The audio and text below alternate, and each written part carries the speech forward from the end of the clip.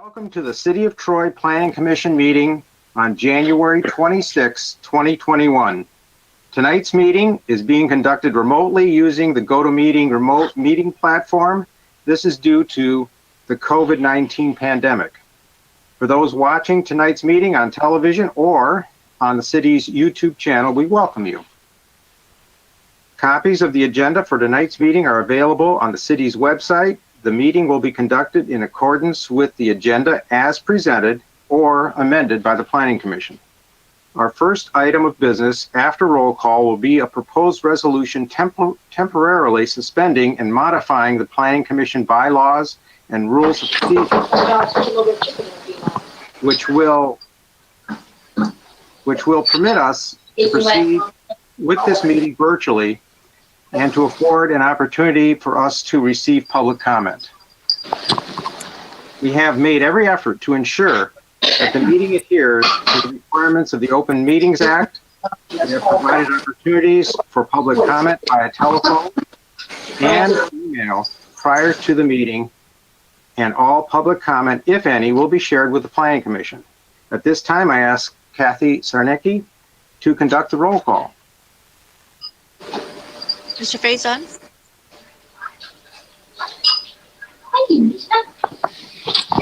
Here. Sorry about the delay. Mr. Hudson? Here. Mr. Krant? Here. Mr. Lambert? Here. Ms. Mahalala-Holly? Here. Ms. Parakis? Here. Mr. Rahman? Here. Mr. Roush? Here. Mr. Tagle? Here. Quorum present, Mr. Chair. Thank you. So at this time, we're going to go to suspending the Planning Commission bylaws to conduct this meeting remotely. Do I have a motion to approve a resolution for allowing us to meet remotely using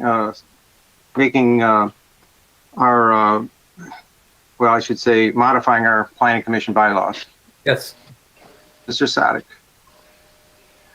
Okay, do we have a second? I'll support. Carlton Faison seconds. May I have a roll call, please? Mr. Hudson? Here. Mr. Krant? Yes. Mr. Lambert? Yes. Ms. Mahalala-Holly? Yes. Ms. Parakis? Yes. Mr. Rahman? Yes. Mr. Roush? Yes. Mr. Tagle? Yes. Mr. Faison? Yes. Carry unanimously. Thank you. And next item on the agenda is approval of tonight's agenda. Do we have a motion for that, please? So moved. Thank you, Dave. Do we have a second? Mr. Tagle.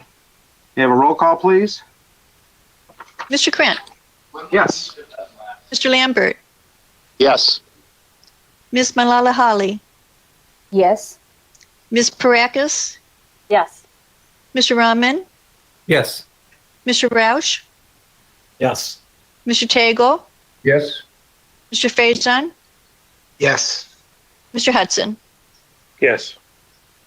Carried unanimously, Mr. Chair. Thank you. Next item is approval of the minutes of our January 12th, 2021 meeting. Do I have a motion to approve or amend? Anyone? Mr. Faison. Moved by Mr. Faison. I'll second it. Seconded by Mr. Rahman.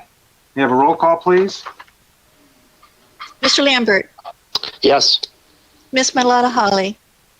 Yes. Ms. Parakis? Yes. Mr. Rahman? Yes. Mr. Roush? Yes. Mr. Tagle? Yes. Mr. Faison? Yes. Mr. Hudson? Yes. Mr. Krant? Yes. Carry unanimously. Thank you. Next item is public comment for items submitted via email or telephone. Are there any public comments that came in for tonight's meeting? Mr. Krant, there are no public comments submitted for this item. Thank you.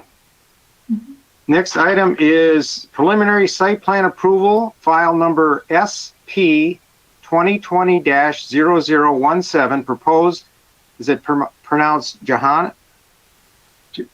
Could Doctor give us a? Yeah, it's Janina.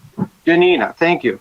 No problem. Janina Medical Building, east side of Rochester Road, south of Square Lake Road, 5600 Rochester Road.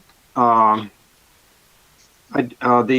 identification of the property is 88-20-11-154-021, Section 11, currently zoned R1C, one family residential district, and controlled by a consent judgment. Mr. Carlisle, would you give us an intro on this, please? Thank you, Mr. Krent, and good evening to the Planning Commission. Stevie or Bob, I'm not sure who's doing IT support. Can you allow me to present?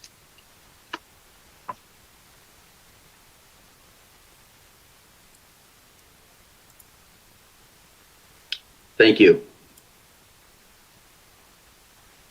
Can everyone see the screen in front of you? Okay, yes. Thank you.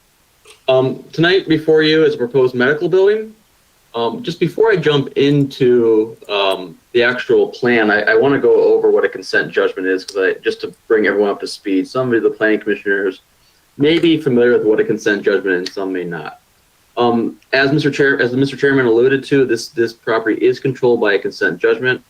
Essentially, what a consent judgment is a judgment issued by a court based on an agreement between two parties to settle essentially a lawsuit. It's attempted to aim at ending the litigation with a judgment that's enforceable. So in the case of a consent judgment, the consent judgment can range from different parties, but in the case of it with a city, it's where the city and the defendant ask the court to enter into an agreement, and the court maintains supervision over the implementation of that decree. As alluded, this is controlled by a consent judgment. I will go over what that means and what the consent judgment for this parcel includes. But this parcel is zone R1C, and it's controlled by a consent that was approved in 1992. The proposed development, including the use as well as the site plan itself, does require an amendment to that consent. The process to amend a consent is that the Planning Commission is asked to review the proposed changes to the consent and the proposed preliminary site plan and make a recommendation to the City Council as to whether or not you think that the consent should be amended based on the site plan submitted. Ultimately, the control of amending the consent is up to the determination of the City Council and then agreed to by the applicant as well as by the court. So this is the first step in a multi-step process to amend the consent. Mr. Frayne, if I misspoke anything, please jump in with regards to the consent itself. A little background about the site. The applicant is requesting approval to construct a 7,600 square foot medical office building. Right now, the site you can see is outlined in red. Right now, I believe it's at one point was a Baptist temple. The site's located at 5600 Rochester Road, just north of Long Lake. As noted, it is zoned R1C and is controlled by that consent, as I noted. What the consent said was it applied to two parcels. This is considered parcel A, and the parcel directly south is considered parcel B. So the consent controls both parcels, but parcel B is not asking for any amendment to their control of consent. So it only changes regards to this parcel A. And what the 92 consent said was that a special use is permitted on this property for use as the Recording for the Blind. It's a nonprofit charitable organization. In addition, it said that the bulk standards of the development of this site shall be controlled by section 10.30.02 of Article 10. That was the previous zoning ordinance that is now not applicable within the city of Troy. And the third was, upon cessation of the special use approval for the Recording of the Blind, parcel A shall be developed and used and occupied for the uses set forth in Article X, which is the R1C, one family residential. So, as I noted, the City Council is the approving body to consider the amendment to consent. However, they're asking the Planning Commission for consideration of the amendment and the site plan. So just to be clear, what the proposed amendment would be changing the use from a nonprofit office to a medical office, as well as the continuation of the use of the site as a nonprofit office. As the Planning Commission, I'm sure, is aware, R1C does not permit office uses. So this would be an amendment to the consent to allow the continuation of an office use on this site. With regards to the site itself, as I noted, it's a 7,600 square foot building. There'll be one point of access off Rochester Road. As you can note, there's a full vehicular circulation around the entirety of the building. And there is a port cochere and a patient drop-off located in between the building itself and Rochester Road. It does meet all the R1C requirements, including setback as well as bulk. It appears to meet the height requirement of no more than 30 feet. That would just need to be verified as part of the elevation, but again, it does appear to meet that height requirement. Required by ordinance, the applicant is providing 39 spaces. This is one more space than is required under the zoning ordinance. We note that the parking will be located on the north and the east side of the building. Both our review as well as the engineer review note that additional parking should be considered, especially if this is going to be a medical facility.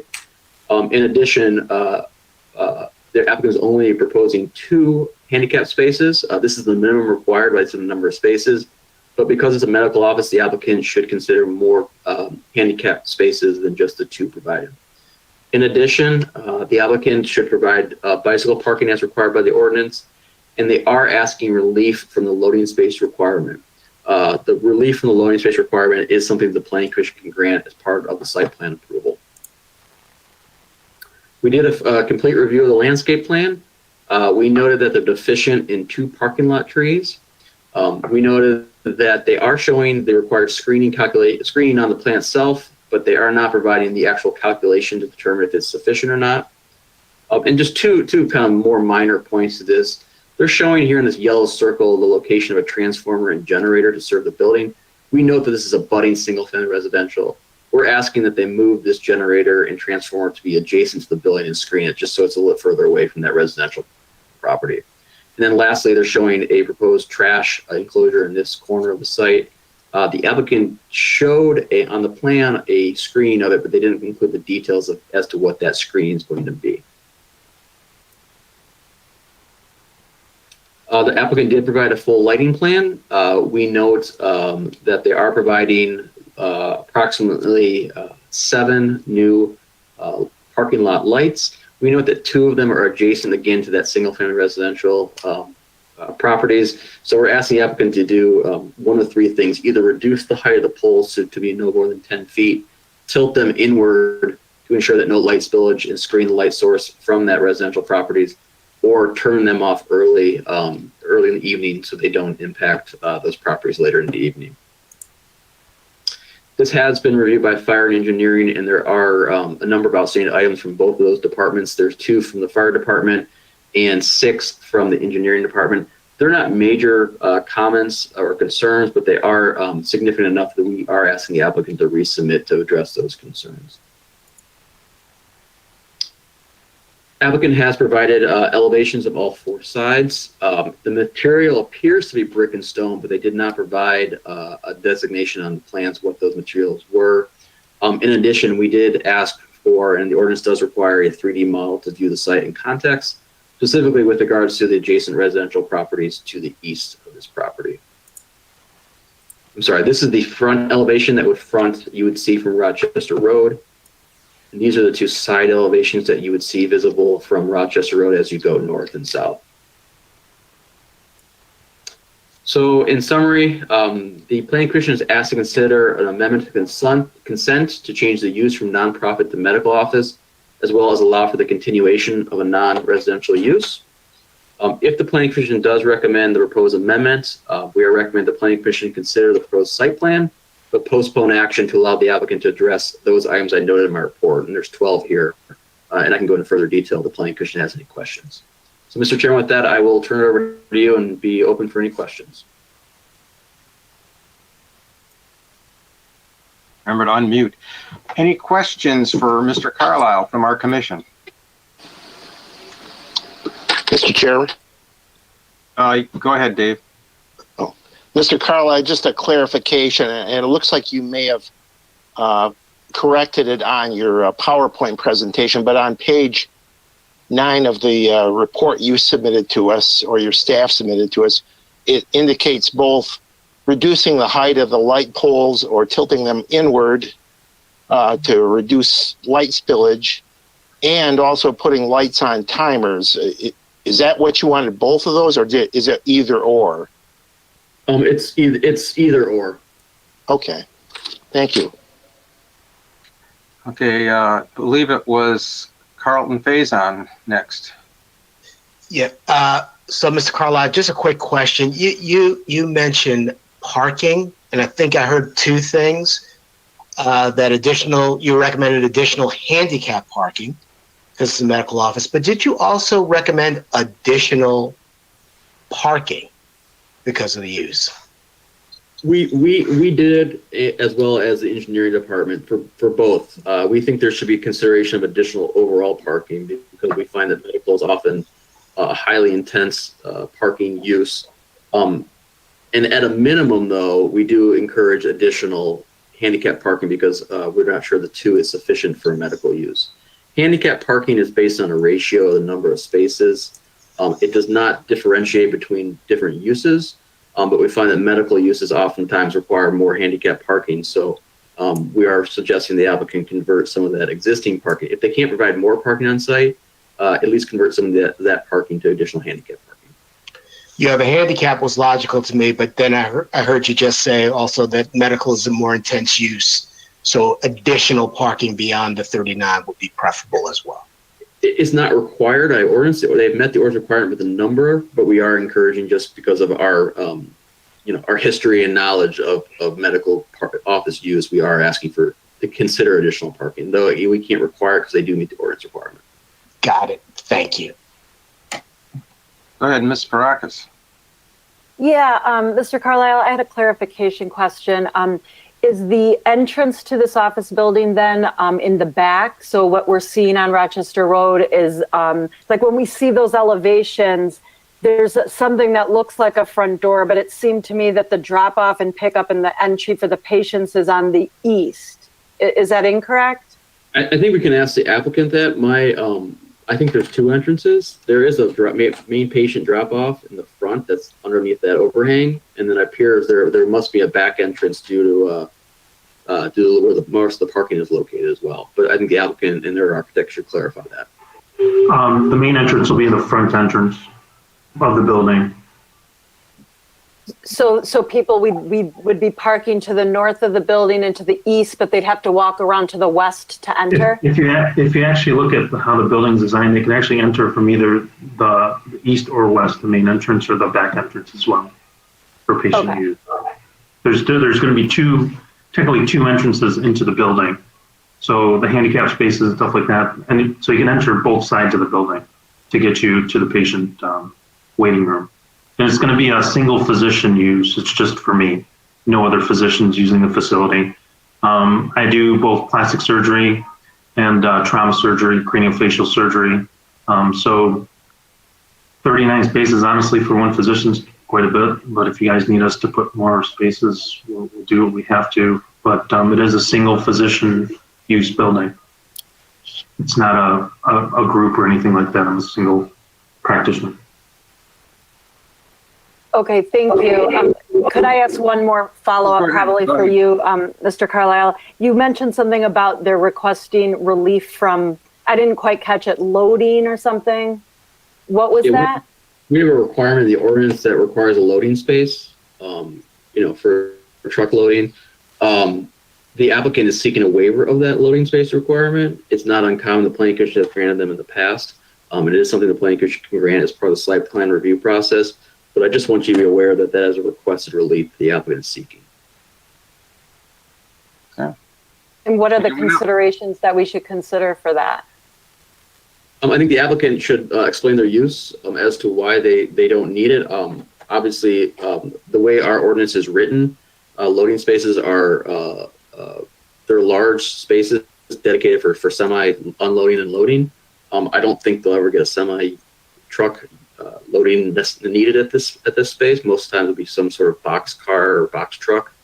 And so usually what happens when that case is they just pull up, park within the, adjacent to the building and drive aisle and unload fairly quickly, either hopefully during after hours to do so.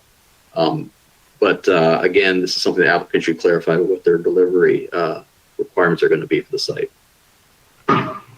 For delivery, in the 5 years I've been in practice in Rochester, we've never had a semi. Most of the stuff is actually small box stuff like gloves and stuff like that. So there's really anything large, really, we've never had delivered to any facility that I've ever been in. So it's just mainly supplies, and those are all come usually UPS or FedEx. There's nothing semi-loads that we buy ever. Anyone else for Mr. Carlisle? Go ahead, Mr. Roush.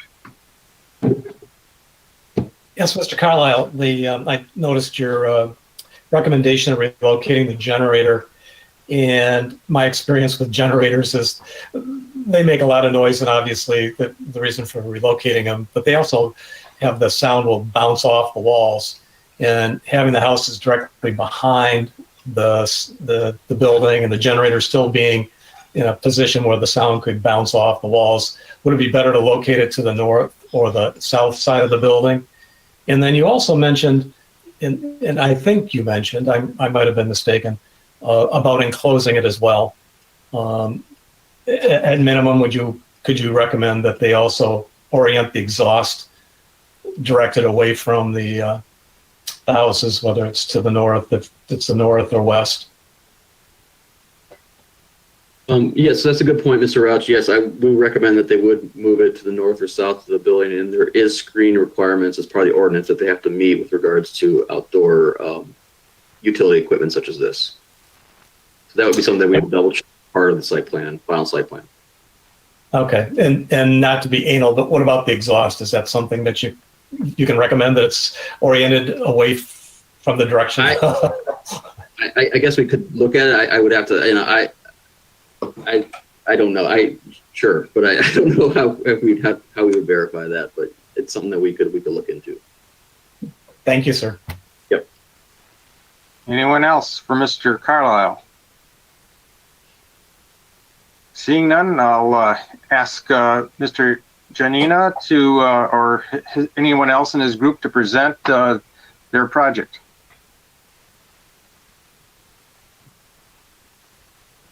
If you want, I can present the project. So, I'm a plastic surgeon that's looking to relocate to Troy. I'm about just north of M59 now. It'll be a single practice, so I'll be an only physician. We're usually in the office 2 days a week, usually. It's not really high volume, so we're at the near Barclay Circle now in Regal Medical Plaza. And there's, I think, like 15 different practices / businesses there, and we have no parking issues. So I think the parking with 39 will be more than sufficient. We have a total of 4 employees. My wife, who's sitting next to me, who's my office manager, would be the 5th employee. Generator-wise, usually generators, the exhaust is pointed up in the air, but whatever you guys want us to do, we can point it whatever you need in any way. We plan on just mainly seeing patients, post-ops, and stuff like that in the facility. Okay. Any questions for, is it Dr. Janina? Is that the? Yeah. That's what I thought. I mean, you're a plastic surgeon. I just want to make sure I'm doing it correctly. Okay. Any questions for Dr. Janina? Mr. Chair. Go ahead, Mr. Lambert. Yeah, Dr. Janina, I don't live too far away from this building, and I want to compliment you on upgrading the facility, because it's been kind of an eyesore on Rochester Road since the Reading for the Blind and Disabled moved out several years ago. So it looks very nice. My major concern is just the effect it's going to have on the residences to the east, but it looks like between your efforts and the recommendations from the planning consultant, a lot of those concerns will be allayed. So thank you. No problem. I appreciate it. And we plan on, to the residents in the east, I mean, there's like broken down, we plan on actually replacing everything and putting most likely like a brick wall, a very nice brick wall that matches the building. And the building is going to be all stone and brick, the whole exterior of the building. So it's going to be a very nice addition to Rochester Road and to the community, I think. Any further questions for the presenter? Go ahead, Mr. Faison. So Dr. Giannini, I think you mentioned this before, but how many staff members will you have in the I have a total of 4, including my wife would be 5. Okay. And I was just curious, I was looking at the floor plan and the number of exam rooms, the massage room, the fitness room. And so I was just curious as to the clientele. You know, you mentioned a single doctor, right? And I understand the services you would provide. What are the other things that are going to be Majority in the building? Majority of my clientele, I do a lot of hand surgery. I do a lot of breast cancer surgery. The gym area is mostly for my hand therapist, and she's a lymphedema specialist as well. So we made a large fitness area for them, so she can see 2 patients at a time if needed. The exam rooms, we see patients sometimes 4 or 5 that come in at one time. So it just makes it easier if we're having a busy day just to put somebody in a room, as opposed to, especially with COVID and anything, we designed it where we can just take them right to the room, as opposed to having them sit in the waiting room waiting for us or anything like that. That's why we chose the more room, the larger the building. It just made more sense to us, more private. So if somebody comes in, they check in, we can take them right to a room and they're not sitting waiting in front of anybody. We do a lot of cosmetic too. So when people do cosmetic surgery, they really don't like seeing other people as well. Thank you for that. No problem. Anyone else? Miss Malala Holly. You have to unmute, dear. There you go. Thank you, Mr. Krent.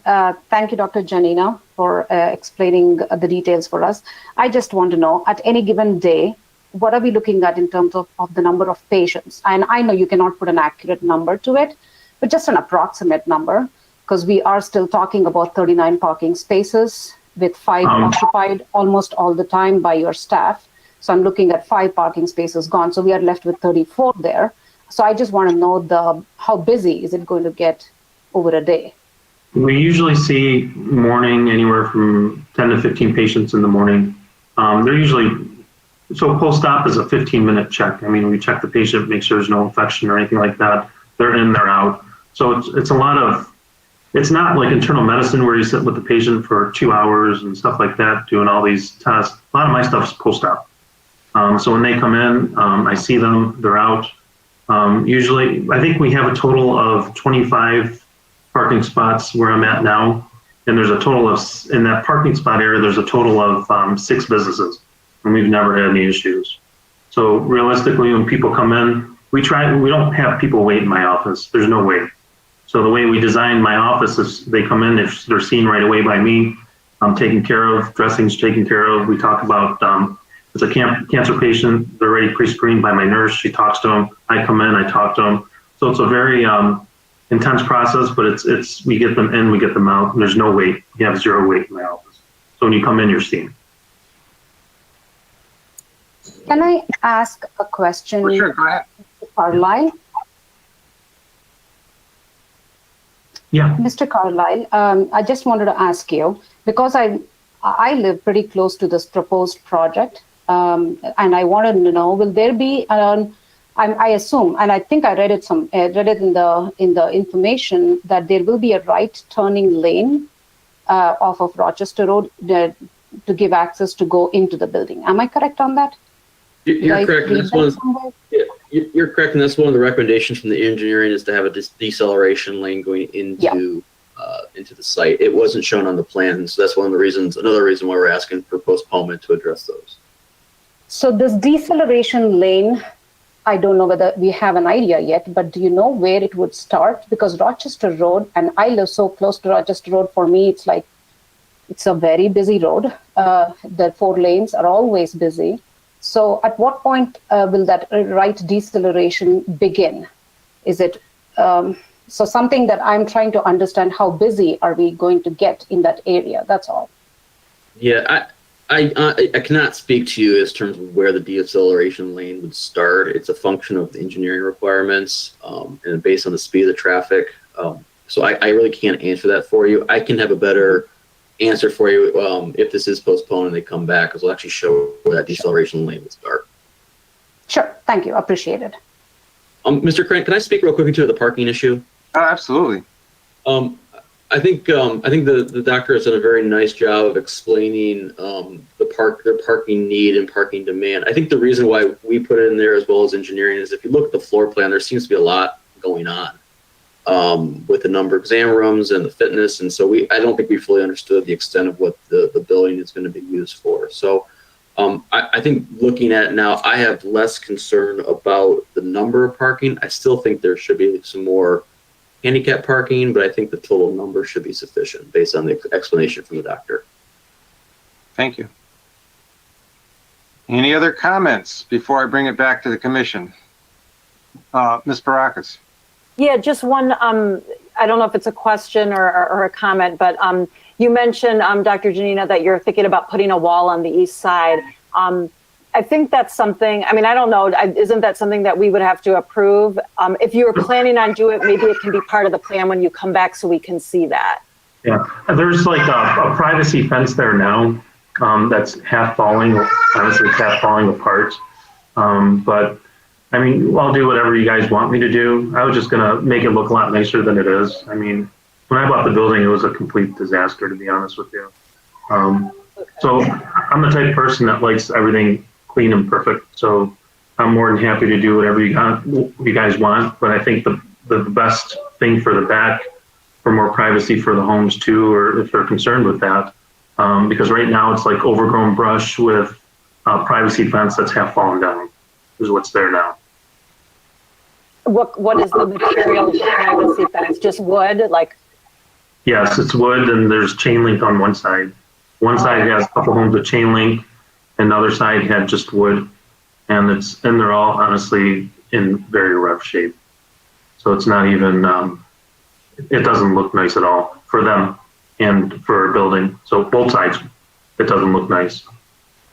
Because I think it's put by the prior owners of, I think before they had it was a Baptist church, then they had it reading for the blind. And also I did get, for consent stuff, if that's needed, I actually tracked down the original owner of that consent agreement, and I got, through an attorney, permission of use changed by him as well, if that's needed as well, from the original person with that consent agreement from 1992. He still owns next door, which is the Kinder Daycare Center. He still owns that. I think he's out of New Jersey. And I do have a letter as well. Mr. Carlisle. Ms. Practice raised a really good point. Not sure the Planning Commission would have an opinion either way, whether it's a wall, fence, or landscaping, but whatever is on that property line on the east side would have to be approved as part of the site plan. So I'm clear on that. That's fine. Any further discussion before I bring it back to the Planning Commission? Go ahead, Ms. Dufresne. Yes, Dr. Janina. So I'm one of the city attorneys for the city of Troy, and you raise a good point. I mean, you'll absolutely need to consult with an attorney and have that attorney take a crack at amending this consent judgment. In addition, like you said, we will need the sign off from the EDB Incorporated, and I think it's Black Forest Building Company, because it's I have that. successor. Okay, so yeah, so I don't know if you've consulted with an attorney, but your attorney will need to take a first crack based on whatever the recommendation is from Planning Commission. They'll need to take a first crack at the consent judgment modifications. No problem. I do have, I did at the point, that was when I first bought the building. I did talk to an attorney and also the guys that sold me the building's attorney.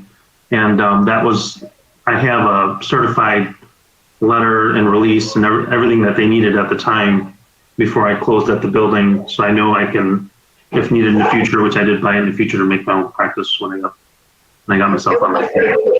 Feel free to pass along my contact information to your attorney, and that's who I'll be working with. Okay. Anyone else? Hearing none, bring it back to the Planning Commission for comments and then a resolution, please. Okay, Mr. Rahman.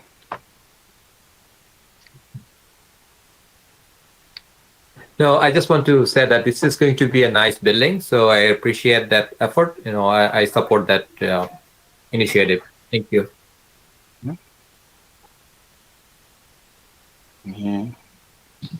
Anyone else? Oh, Mr. Lambert. Yeah, Mr. Carlisle or Ms. Dufresne, are you recommending that we postpone action on this so that the applicant can address concerns raised in the report from the planning consultant?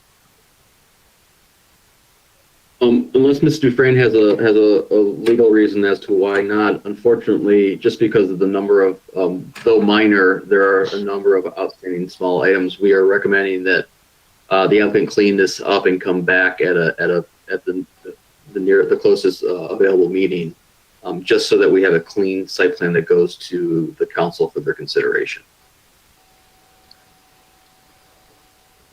And I will say this: unless the Planning Commission feels comfortable, we can handle this at the staff level. But our recommendation is to bring it back one more time for the Planning Commission's consideration. I don't think we have a change.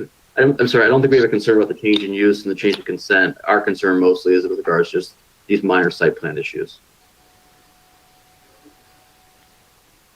I guess from my perspective, before we go to City Council, I'd like to have, as much of the issues, hammered out beforehand, and sort of at the risk of City Council then kicking it back to Planning Commission to clean up some of these issues. So I think it makes more sense to clean the issues up now rather than later. Go ahead, Ms. Parakis. Yeah, I was just going to add on the list then, I think it would probably be a good idea for us to give the applicant an idea of what we're looking for in terms of the privacy wall, fence, whatever. So that way, we should give them guidance if we have any. If we don't care, I guess he can, come back and let us know, propose it himself. So I would just recommend we at least put something on the list saying that they're going to fix that fence. Mr. Lambert, want to comment? I see your mic's on. Yeah, I was just going to say, I think that would be a good idea. I would be willing to forward a resolution here that the Planning Commission recommends that preliminary site plan approval pursuant to Article 8 of the zoning ordinance as requested for the proposed Janina medical building located on the east side of Rochester at 5600 Rochester Road, Section 11, currently zoned R1C, one family residential district and controlled by a consent judgment, be postponed for the following reasons: to address site plan details raised by members of the commission and by the planning consultant, to address outstanding legal issues raised by the assistant city attorney, and to present a plan for the barrier between the site and the adjoining residential to include landscaping and a fence. Do we have a second on that? Ms. Parakis, seconds. Any discussion on the resolution? Mr. Roush. So are we going to offer any further opinion as it relates to the barrier between the residential homes to the back, whether it be a wall or otherwise? Ms. Parakis, I thought, was suggesting that discussion occur now for the benefit of the petitioner. That's correct. I thought that was in my resolution to include a fence and landscaping. But so you're saying that we do fence and landscaping as opposed to any other? I'm sorry, I missed that. That's okay. No. It was a long resolution. Well, Well, I personally, I like the idea of a wall. And the reason I'm saying that is fences tend to, are more difficult to manage as far as maybe weeds or other things that grow at the base, and they don't look as architecturally significant as a proposed brick wall that Dr. Janina originally talked about. So I would like to see something that matches the architecture with the brick personally. I think it'd be a much more elegant solution. Ms. Parakis? That's fine with me. Yeah, I mean, that's fine too. I think that the reason that it's important that it be presented though is, I don't know, maybe it's hard for me to know how, I did drive by the way, today, and when I saw what was there currently, I was very happy that your elevation is going to improve Rochester Road. I mean, thank you for doing that. It's going to definitely be an improvement. But, I don't know how the neighbors, I don't know how close they back up. And if, a lot of people get upset about walls. So at least it should be part of the plan so the community can, see it and express an opinion or, but I do agree. I mean, a wall is privacy and it tends to look nicer. So assuming maybe we should give them the, maybe the doctor should have the flexibility to decide what he thinks is best and fits the area and then come back and present it. And we can decide at that point and see if there's any opinion on it. Okay. That's fine with me. Yep. Mr. Hudson has his mic on. Did you want to add to the conversation? Well, it shouldn't be. Oh, I'm just listening, and I haven't got anything to say other than what's been said. Okay. Very good. Mr. Roush. So this proposed wall, would that be the full length of the property line over 300 feet would be my first question. And the second part of that would be, would there be landscaping between this side, the building side of the wall, or we just see 300 feet of wall? Go ahead, Dr. Janina. I'm going to discuss it also with the architect. But it would be a wall with parking, and then on the other side of the parking, there's going to be landscaping. So directly behind the building, that would be a wall. Then as you go out towards more where the street is, if you look at the original site plan, that can be just landscaping in front of the wall. But we have to, whatever's room we have, we'll optimize. Okay, thanks for that input. Anyone else before we bring it to a vote? Seeing none, Ms. Sarnicki, if you can do a roll call, please. Miss Malala Holly, Yes. Ms. Parakis, Yes. Mr. Rahman, Yes. Mr. Roush, Yes. Mr. Tagle, Yes. Mr. Faison, Yes. Mr. Hudson, Yes. Mr. Krant, Yes. Mr. Lambert. Yes. Motion carried unanimously. Thank you. And thank you for bringing us your plans. You're very. Thank you guys for your time. Sure. Next item on our agenda is Planning Commission comment. Anyone want to offer any comments tonight? Mr. Roush. Can I make a comment as the last resolution that was just passed? I would hope that the conversation that occurred prior to the resolution that called for a fence as opposed to considering his suggestion of a wall with landscaping. Mr. Lambert, you want to address that? I didn't know if Ms. Dufresne is going to tell us, so we really can't talk about it now once the resolution's been passed. So Thank you, Mr. Lambert. Yep. All right. Dr. Name is still on the line, but if you were off the line, we'd certainly have to stop. But the vote's been taken. Yeah, we can't carry on a conversation regarding the resolution we just passed. So that's done. It's just comment from the commission and Mr. Carlisle too. Just to put this to bed, Brent and I will reach out to the applicant and their team and schedule a coordination meeting between now and the next meeting, just to make sure that we're all on the same page with what we're looking for and what they're supposed to submit. So we have this covered. Good. Anyone else with a comment tonight? Mr. Lambert. Oh, I don't let Mr. Hudson go. I've dominated the discussion, so I'll let him go first.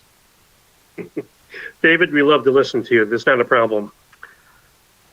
I saw something today that really disturbed me, and that was City Council last night had a presentation from the DPW concerning the plans for the parking lot, which is on Town Center Drive, just west of the skate park. There was a plan in place with bids going out this month for its use. And I've seen anything so unimaginative and blah. It's this park they've got planned for that area. Our planners have not heard about it. I don't believe Brent knows about it. I talked to Cindy Stewart today. She says, not my department. It's a parking lot, so it's under the DPW.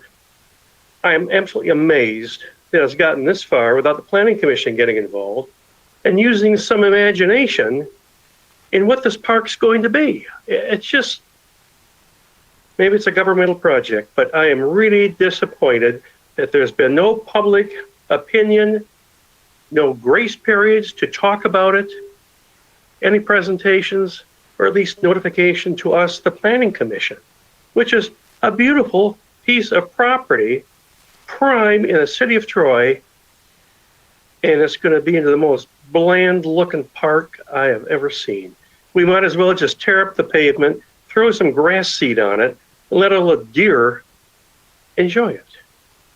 So, that's my rant for the evening. Anyone else? Just to follow up on, I used to be on the, go ahead, Mr. Frank.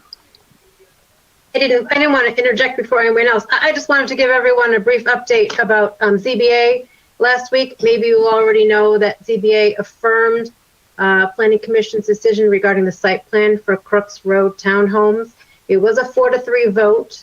There was quite a bit of discussion about the lack of specificity in the Planning Commission resolution. I just want everyone to be aware that I anticipate the next stop will be a lawsuit filed by Mr. Staffa. Thank you. Anyone else? Well, I'll just follow up on Mr. Hudson's comments about that piece of property on the city site. Usually, because it'd be a park, the Parks and Rec board would usually review that. When I served on that board, we reviewed every piece of land utilized for parks and, of course, and for programs for recreation. And I just wonder if they had a chance to look at it. Mr. Carlisle. Yes, thank you. Mr. Hudson brought this to my attention this afternoon, and I was not aware of it. And so I reached out to try to get a little bit more information. I believe Director Savadon has a little more information on it. And can provide that to you when he's back at the next meeting. I know it did go to the Parks Advisory Board, I believe what it's called, and they did make the recommendation to forward that to City Council. So there was that body of review that considered the plan. I can't tell you what other reviews that took place of it prior to it getting to City Council, but I do know it was reviewed by that body. I think what I understand is it's more of a multi-use space that's going to be used for a lot of different functions, and they tried to Mr. Hudson, I think you use the term unimaginative. I think the designers used the term as multifunctional, and so I think that was what the attempt of what the plan was. But again, I don't want to speak for the designer because I just learned about it today myself. So I also have one request. The next meeting that Brent attends, can you please all tell them it was the best run meeting that we've had Sure. in the history of Planning Commission? Thank you. No sweat. Well, with that high note, any further comments before we adjourn? Seeing none, then we're adjourned. Thanks for attending.